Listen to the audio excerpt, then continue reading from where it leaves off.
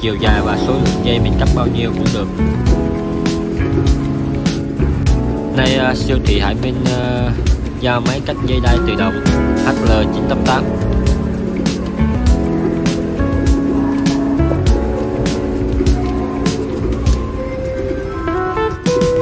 Máy này mình cắt bằng dao nhiệt nha. Đây là sản phẩm sau khi mình cắt xong.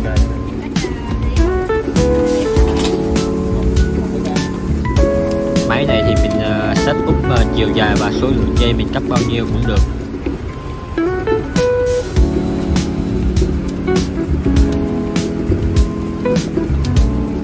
Khách hàng cần mua máy thì liên hệ siêu thị hải minh.vn để được tư vấn mua máy. Bên mình sẽ có đội ngũ kỹ thuật xuống giao máy và hướng dẫn tận tình cho mình luôn.